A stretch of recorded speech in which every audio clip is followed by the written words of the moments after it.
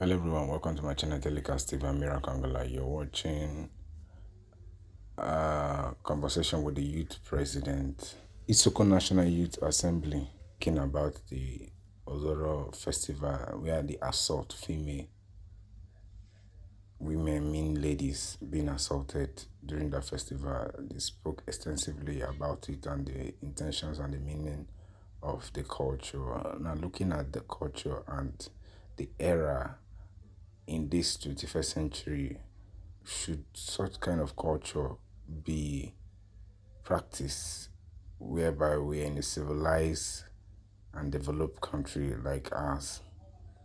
Such cultures should be abolished because it's a threat to female the female gender, which is an abuse. Now, drop your comment, drop your thought about this. Endeavor to watch this video to the end. Don't forget to subscribe, like, don't miss trending videos. Disturbing video from Ozoro in Delta State was sparked outrage across Nigeria after alleged cases of assault involving women during a local festival surfaced online. The footage, which has since gone viral, shows scenes that many Nigerians have described as deeply troubling, raising urgent questions about safety, accountability, and the protection of women in public spaces. The Ozoro Festival, specifically the Alue-Do Festival in Iruomodu community, Ozoro Kingdom of Delta State, is considered a fertility rite meant to bring blessing of children to individuals or couple, with symbolic acts like pouring sand on certain individuals. While festivals are traditionally meant to celebrate culture and community, this incident has shifted the focus to concerns around law enforcement, crowd control, and also whether certain practices are being overlooked in the name of tradition. Now, this touches a broader national concern about gender-based violence, public safety, and how quickly such incidents can escalate in large gatherings. It also raises difficult questions about cultural practices and whether enough safe grounds are in place to protect vulnerable groups. As conversations grow across social media and civil society, many are calling for justice, clarity, and preventative measures to ensure this does not happen again or ever. Joining us now is Eniwake Orogun, president of the Isoko National Youth Assembly Worldwide. Eniwake, you're welcome. Thank you very much for joining us. Eniwake, I'm also Isoko, but I only heard of this festival in Ozoro for the first time this week. My village is 16 kilometers away in Erie. So please, if you can confirm for us if this festival is real and what exactly it was supposed to be for and what happened in this case. Thank you very much. Good morning, viewers. Now, Ozoro is the local government headquarters of Isoko North of Delta State. It has 5 traditional quarters or kingdoms, as you say. One of such kingdom is one of such quarter is Uruamuju. And they have a goddess of fertility called Alue-Do. Now, the Alue-Do goddess, or the festivity preceding the worship and serving of Alue-Do, predates, it's been years, centuries ago. And the significance is basically being a goddess of fertility. It is aimed at those who married women seeking the fruit of the womb. Now, this usually happens at the end of the worship or serving of the Alue-Do. So what happens is, on the day that it's supposed to happen, the chief priests and all those that are supposed to worship, they move down the streets to the bush and do the rituals and the rites. And then on their way back, those women, married women seeking for the fruit of the womb, are supposed to line up at a certain spot. And the chief priest takes sand and traditionally or symbolically rub it on their tummy, or even sometimes splash it in some way. That is the chief priest coming back So, and when they're done, they usually allow the women to go home for their husbands to go complete the work. What happens usually is announcements go out for young girls or unmarried girls to stay indoors, while those that are that's we just talked about, they come outside and line up on the road, waiting for the chief priest to return from the bush. So this is actually the practice, Okay. and of course, it has always yielded results, and that's why it has been sustained through centuries to date. All right, sorry, sir. Thank you so much for that clarity. We do have a bit of an understanding now. However, as Mazino had said, that was what was supposed to happen. But when we look at the footage, what we are seeing in the footage is not necessarily the footage of that ceremony happening. The footage that was shown is footage of women being harassed in crowded environments. How would you describe that? So are you basically, okay, I think let me land there first before I move to my next question. How would you describe the footage that we saw? What exactly transpired, whether it was yesterday or the day before, based on the footage that we saw? All right, thank you. So what happened is regrettable, it's pathetic. So according to the chief priest, they call it Ogwedion, that is the elders council of that community.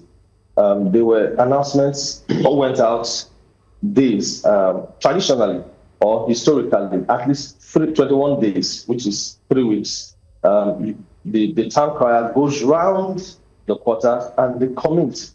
Now, remember, this Alue-Do, it's only particular to the Uramutu community, not the entire Ozoro.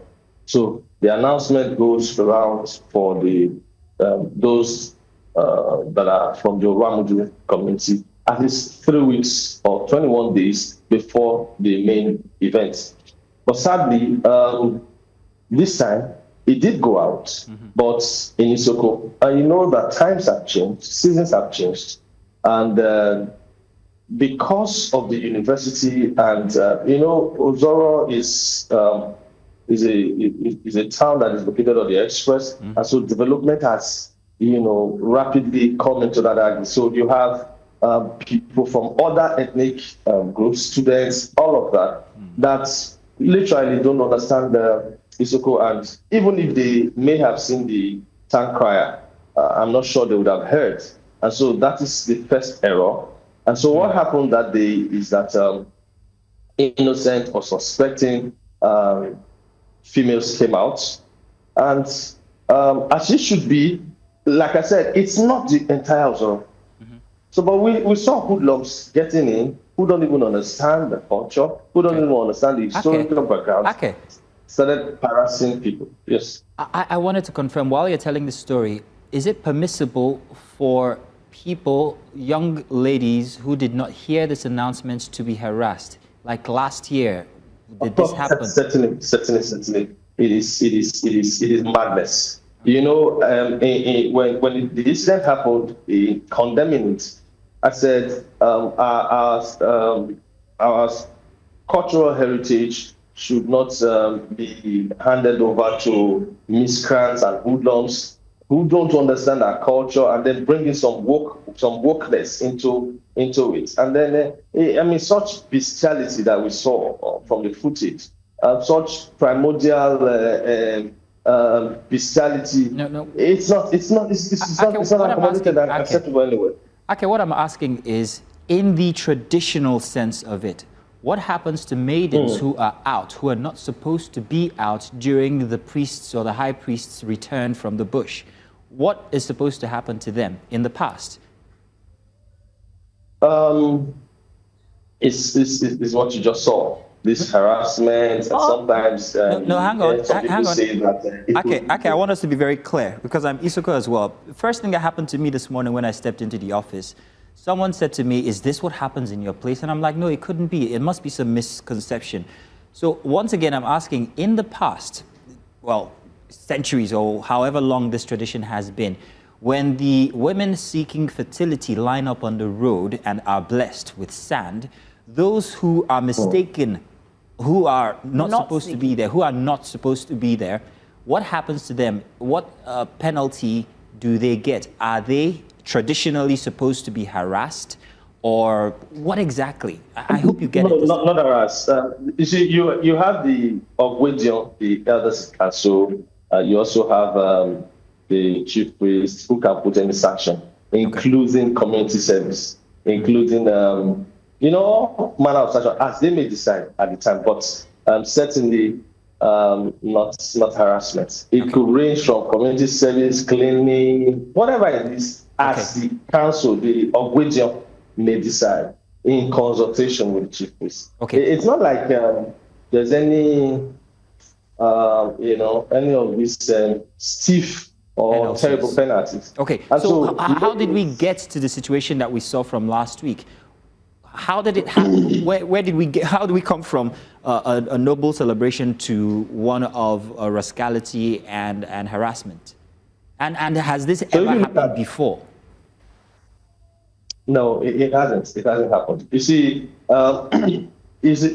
culture and societies are evolving. This is the first time it's happening in Isoko, in Ozoro. But certainly, I live in Delta State. It's not the first time we're hearing from, we're seeing it happen in other communities and all of that. So I think what happened, how it led to that is, if you watch the footage there, you'll see adolescents, you see young adults running and taking advantage of a seemingly noble situation without understanding of what's happening. And even sometimes they even now went beyond the quarters and went to other areas like the Isoko Youth House close to the campus. This is not that is beyond the environment. Like I said, you have 5 communities, so it's supposed to be restricted to the Uruamudu axis, but unfortunately, people with that understanding of our deep cultural heritage, hoodlums came in, and if you can see from the footage you're showing, young people running, they don't know. So it just went. I'm sure it will also boil down to planning and because things like this, you have the local vigilante, the local security involved. But in this case, they were not even involved. We didn't see them anywhere around that area. So these are some of the issues that came about. I think I would place it directly on the doorstep of the planners, the chairman of the planning committee, who failed to acknowledge the fact that that times have changed. It's no longer the time where you go to. Yes, please go ahead. Mr. Eniwake, I apologize, and I'm trying to stay as neutral and as calm as possible because unfortunately for myself, I am a female. And you are from the region. You may not be from where the festival was taking place, but you are from there. The first thing that you made mention of is the fact that this festival is a festival that it's not the first time that this festival is happening, number one.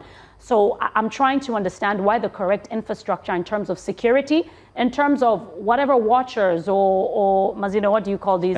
Spectators, crowds or whatever, because interesting enough, we haven't seen footage of the actual festivities happening. What we are seeing is footage of the assaults.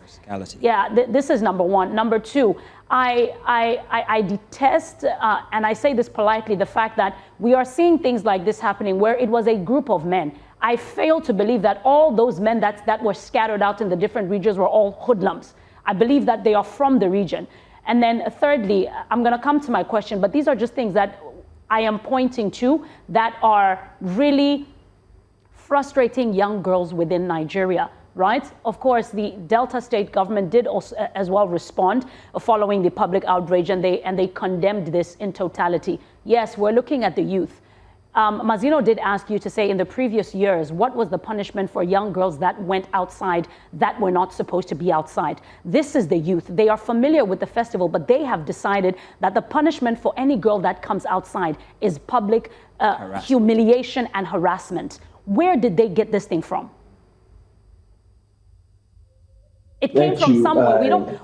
I fail to believe that 100, because you saw the footage, 100 men swarming like bees to one girl. And then you do not even have any guy that says, you know what, let's stop this thing. It got bad to a point where a guy was moving with his girlfriend. And they separated the guy from his girlfriend and they harassed both the boy and the girl. We have the footage. My question again, where did they get this thing from? It was happening for days. You cannot tell me that when the first incident happened, law enforcement was not advised and then they came out to try and mitigate and solve this situation. Okay, so let me start from your last comment. It's not a day, it's a days festival. It's not days. So those footages you saw happened for just one day. And when it happened, we made contact. The President General, the local vigilante, and the area command, they were all notified. And they went out immediately to quell the situation and rescued some of these people. I think the President General mentioned that he met, on their way, they met one case particularly, and they rescued, and then they went to town. And then about 3 cases, which, about 3 cases where they were rescued. See, whether it is 1, whether it is 3, it is immaterial. I have a daughter, and so such harassment is not tolerable anywhere.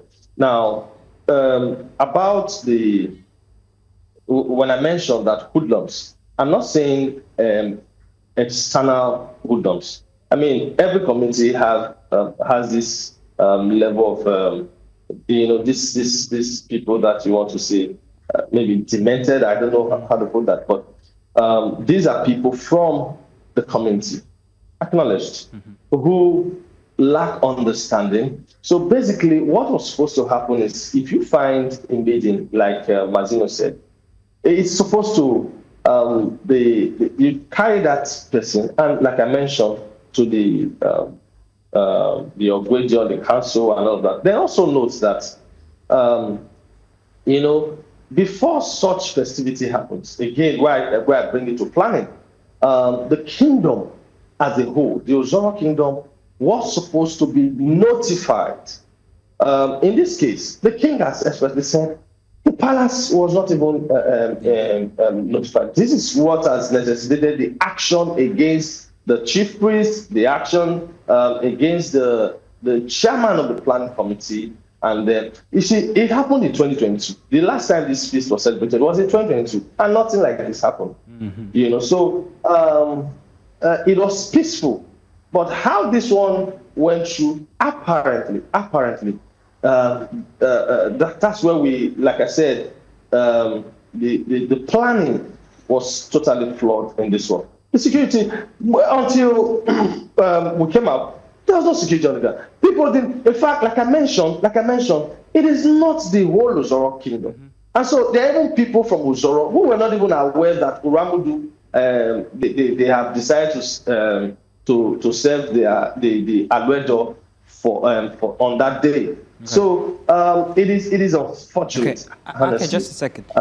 Okay, but maybe, Inam, let me explain to you what Ozoro is. Ozoro is also kind of like a suburban cosmopolitan city, or suburban in any case, where people from outside, other states in fact, come through. There's a university there, so you can imagine the amount of outside influence that you have.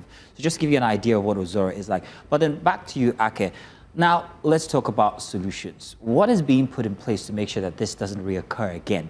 I'm all for heritage, I'm all for culture. I love cultures across Nigeria, and especially from where I'm from. This is not something that should go away because of what has just happened. So what measures are being put in place when it comes to security, or at least organization of future events like this? So that's why I'm impressed at the swiftness in which the Commissioner of Police have stepped in. And as we speak, the last alert of 3, the chief priest, the chairman of that community, and then the chairman of the planning committee, as at yesterday, they were in Asaba. And so with this now, everybody now understands the fact that, first of all, in those 21 days or 14 days or whatever number of days you want to announce, because they did announce, the town crier went around, but in Isoko, now understanding how Ozoro has become, it has to go out in English, in Pidgin, in whatever language. And because there's a school community there, weeks before, in fact, more than, like we were mentioning to the President General, more than 3 weeks, you should send a notice to the university to inform them. I mean, you already know when the chief priest comes and say, okay, the festival is going to happen on so and so time. So it's not like they just woke up and said, tomorrow it's the day we're going to serve this. No. There's time, there are cultural practices to it in fixing the dates. And so many times it happens months ahead. So enough publicity, enough notification. And then the kingdom, the Ozoro, like we call him, that the king of Ozoro, must be well, the palace must be well carried along. So that other quarters, like I said, there are 5 traditional quarters. So that other quarters will also be in the know and follow. Ozoro is going to do the main festivity, I think sometime next week or so. That's the one that everybody comes together. But each of these 5, they have their traditional festival. So enough publicity, enough notification in whatever language that people can understand, so that such occurrences. Then, of course, you talk about security measures. Like I mentioned to some people behind the scene that, look, the youth must be involved. We must be involved. Because I can imagine that if I knew beforehand and I'm on ground with my boys, with my security team, I mean, such madness will not occur. Mr. Eniwake. Whoever, I mean, such madness. Then lastly, like we have also insisted with security agencies, there are people, when it happened immediately, I called some of my boys around. I said, please go into town. Let's look for at least the major actors. The ones, we'll catch them. I won't catch them. You see that the police get them first, or we get them first. We'll hand them over to the security if we get them first. Mr. Eniwake, and so, I'm so sorry. With such happening, I'm sure proper planning will happen next time. Please go ahead. Eniwake, I have 2 questions for you, and I ask them with all the respect in my body. The first question that I want to ask you is, you are making mention of the fact that lack of information could have been one of the reasons why some of the incidents transpired, because people, or the youth, or hoodlums, or females, or whatever, did not necessarily have enough information to prevent the situation, right? Now, let's look at it from a human standpoint. Let's remove the culture. Let's look at it from a human standpoint.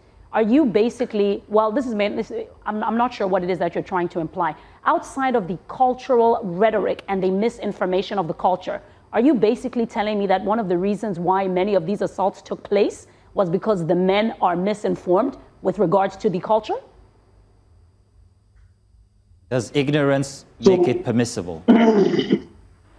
It's not. I just mentioned that we are analyzing the videos, looking at the faces we know, sending the Ozoro clan. You know, I'm the president of the Isoko youths worldwide, including all the clans in Isoko. So the Ozoro clan, working with the Ozoro clan youth president, were locating those major actors, because some of them actually know.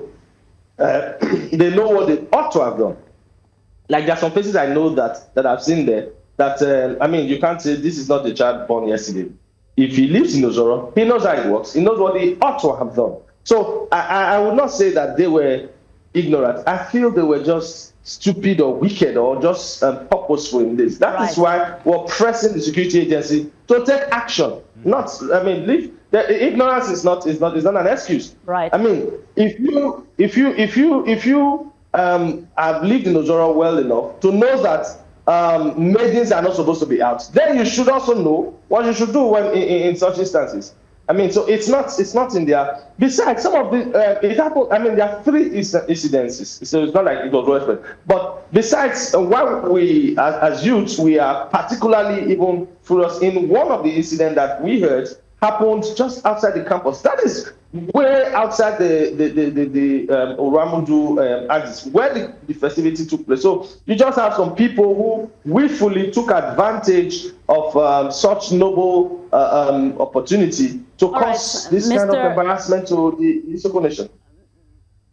Mr. Eniwake, I apologize to cut you. I'm just trying to stay within the perimeters of the time, right?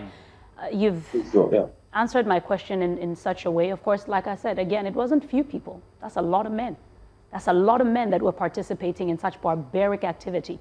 My next question to you is, Mazino, you said it's not the whole of Ozoro. It's a specific region or a specific village or kingdom. What does this tell us about the kind of men and the caliber of men that are coming out of that kingdom, sir?